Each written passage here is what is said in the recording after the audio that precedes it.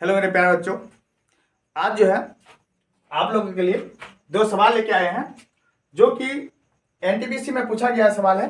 दोनों ही एनटीपीसी में पूछा गया सवाल है। तो इन सवालों को हम लोग किस प्रकार से क्या करेंगे, सॉल्व करेंगे। चलिए देखते हैं। चलिए पहले सवाल की ओर हम लोग चलते हैं। पहले सवाल में क्या कहता है कि यदि 7 अंकों की संख्या इतना इतना है और वो 12 से विभाज्य है। किससे विभाज्य है? 12 से विभाज्य है। तो k का मान क्या होगा? इस सवाल को जो हम लोग अभी सॉल्व करेंगे, देखिए किस प्रकार से सॉल्व करेंगे। 7 अंकों की संख्या है, 1 2 3 4 5 6 7, क्लियर है। और ये जो है कितने, 12 से विभाज्य है। चलिए इस सवाल को हम लोग थोड़ा यहाँ सॉल्व करते हैं, नीचे की ओर देखते हैं और उसको क्या करेंगे, सॉल्व करेंगे।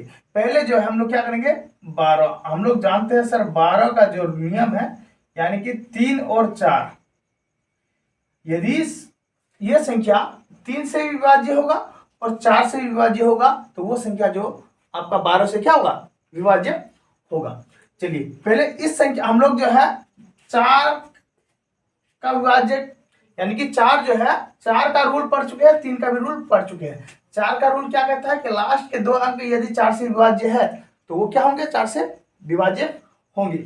और 3 का क्या कहता है, 3 का कहता है यदि इन सभी संख्याओं का योग अगर 3 से विभाज्य होगा तो ये भी संख्या क्या होगा, 3 से विभाज्य होगा। चलिए इसको पहले हम लोग क्या करेंगे, 4 का तो हमको पता नहीं का है कि लास्ट का 2 सवाल जो है यहाँ पे जो है लास्ट में जो है दोनों संख्या के बदले के का मान दिया गया है। यानी कि हम लोग जो है पहले 3 से जांच करेंगे कि 3 से ये डिविजल है या नहीं है। यानी कि क्या है, 5 है प्लस 1 है, 0 प्लस 3 प्लस 2 प्लस के इतना है। चलिए इसको हम लोग किससे भाग देंगे, इसको जो हम लोग 3 से भाग देंगे। यानी कि हम लोग ये अभी 3 का मान निकाल रहे हैं कि 3 से भाग किस प्रकार देंगे। चलिए सबको हम लोग पहले क्या करेंगे, जोड़ेंगे। 5 1 6 6 3 9, 9 और 2 11, क्या हो जाएंगे, ऊपर 11 हो जाएंगे। 11 प्लस 1 के प्लस क्या हो जाएंगे 2 के हो जाएंगे बटे 3। आप जो है यहाँ आपको देखना है, यहाँ देखना है, या फिर आप जो है सीधे ऑप्शन की ओर आप क्या कर सकते हैं, जा सकते हैं। नहीं तो आप चलिए ऑप्शन की ओर हम लोग नहीं चल के पहले यहाँ यहीं से हम लोग क्या करेंगे, सॉल्व करेंगे। यानी के का मान पहले 1 रखेंगे, के का मान क्या रखेंगे, 1 रखेंगे, के का मान 1 रखेंगे। 1 इंटू 2 प्लस 11 क्या होंगे, 13 होंगे। कितने होंगे, 13 होंगे। 13 यानी कि 13 जो है 3 से भाग लगेंगे नहीं, यानी कि के का जो मान 1 नहीं होगा। अब चलिए 2 रख के देखते हैं, के का मान क्या रख के देखते हैं, 2 और 2 2 इंटू 2 कितना होगा, 4, यानी 4 होंगे। 4 और 11 क्या होंगे, 15, यानी कि ये हो सकता है 15/3, यानी कि ये डिविजिबल है। अगर हम यहाँ 2 रखते हैं, के का मान क्या रखते हैं, के का मान यदि हम लोग क्या रखते हैं, 2 रखते हैं, तो यहाँ फिर देखना है अगर हम यहाँ पे के का मान 2 रखते हैं, क्या ये जो 22 यानी कि के का मान अगर 2 रखेंगे हम लोग तो क्या होंगे, 22 होंगे। अगर ये 22 जो होंगे वो क्या 4 से डिविजिबल होंगे, यानी कि ये 4 से भाग लगेंगे। आप लगा के देखिए, नहीं लगेंगे। काहे कि 12 से काटने के बाद क्या है, 12 से अगर काटने के बाद क्या, तो यानी कि 4 इंटू 3, क्या ये 22 जो है 4 से भाग लगेंगे, बिल्कुल नहीं लगेंगे। यानी कि आप जो ये 2 के का मान 2 लिए तो ये भी ऑप्शन आपका क्या हो गया, गलत हो गया। अगर हम 3 रखते हैं, चलिए 3 तो यहाँ नहीं दिया हुआ, चलिए 4 दिया हुआ है, चलिए कोई बात नहीं। के का मान हम लोग कितना रखते हैं, यहाँ 4 रखते हैं। के का मान कितना रखते हैं, 4 रखते हैं। अगर के का मान 4 रखेंगे, 4 दूना 8, और 8 और 11 कितने होंगे, 8 और 11 जो होंगे आपको 29 होंगे। 8 और 11 क्या होंगे, 19 होंगे। क्या होंगे, 19 होंगे। 19 क्या 3 से भाग लगेंगे, बिल्कुल नहीं लगेंगे।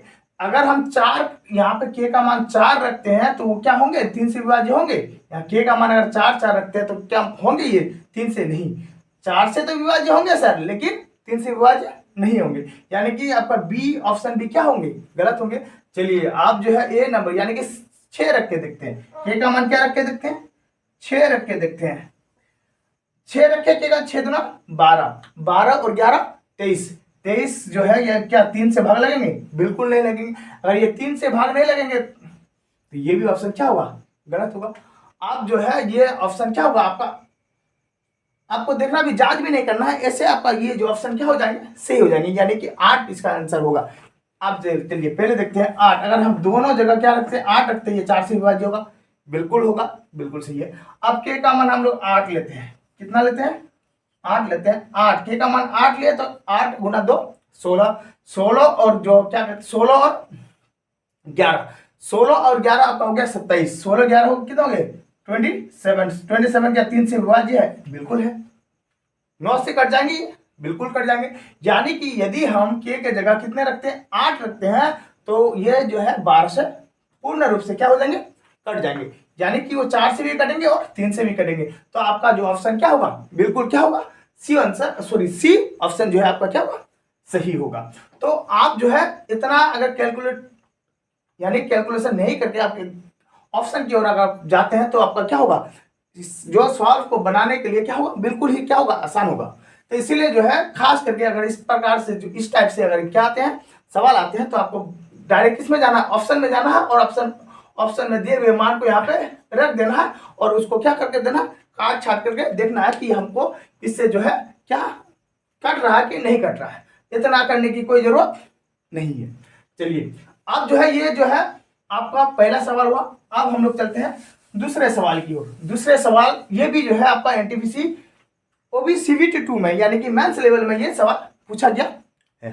चलिए इस दूसरे सवाल को हम लोग देखते हैं। कहता है यदि x और y संख्या 115xy संख्या, इसमें क्या कहता है? यदि x और y संख्या इतना के 2 अंक है, कितने?